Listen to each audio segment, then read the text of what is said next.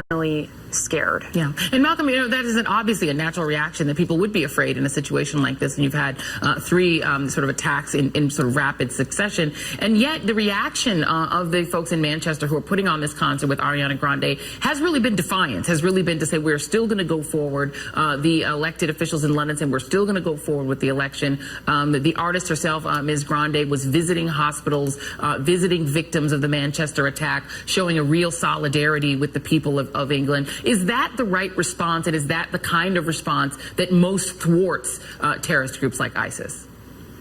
Well, absolutely. I mean, the renowned British stiff upper lip and stoicism is something to be emulated. Certainly in the United States, we have a hard time actually processing that if 1, 2, 10 people are killed, it is not going to kill 350 million people. It's not an attack on our way of life unless we make it an attack on our way of life. The terrorists want us to behave that way. They want us to be influenced by their actions. They want us to go into more armed military conflicts and never get out the ideology that inspires them. The more that we play that game, the more that they win. And Dean, the other thing that it does seem to me that going all the way back onto Osama bin Laden, as Malcolm made the point in the earlier hour, the other thing that terrorist groups want is for these countries to isolate and increase the isolation of their own Muslim communities so that they can create sort of a petri dish to grow more potential militants for their side. Certainly, I mean, the idea that marginalization can lead to alienation, that can lead to radicalization, is something that's been documented from numerous national security experts and anti-radicalization people I've spoken to.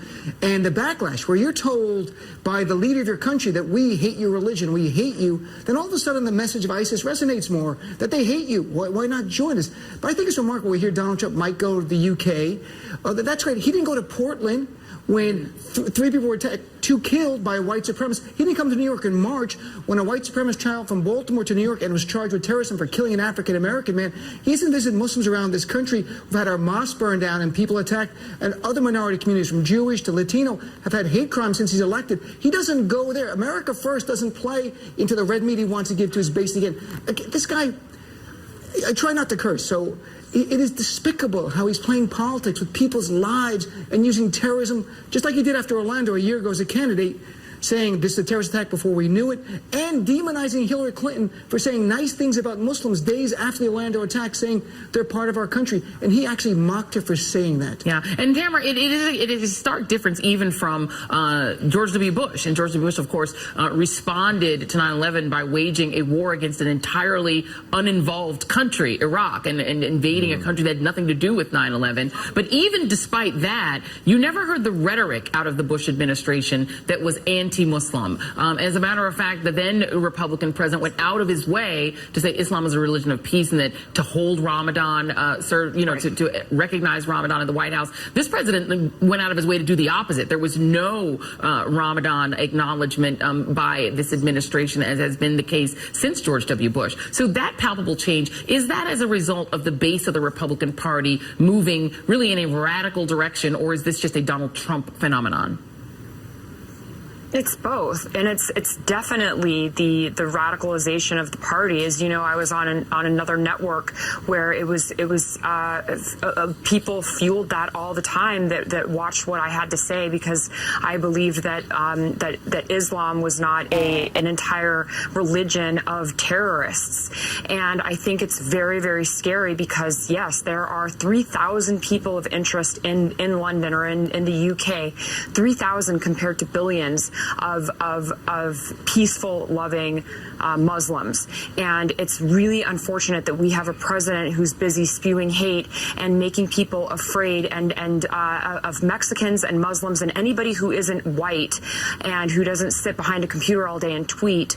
Those are the safe people because they're staying at home behind their computers. Anybody else who is a different skin color or that's not orange or white should be feared. And it's is absolutely despicable. And the people in London also see that. I was in Manchester yesterday. I'm in London now. I've been in the UK for 2 weeks. The people here are very, very much against the rhetoric that Donald Trump is spewing. And Malcolm, just even if you couldn't appeal to the conscience of the President of the United States, give the administration some advice, just as a counterterrorism policy, is what Donald Trump is doing. Is it productive?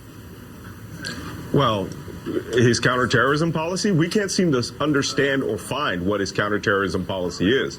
As of right now, everything that is happening within the U.S. government is essentially the Obama administration policies continuing, other than the rhetoric that comes out of his tweets. None of this is productive. None of this will keep us safe.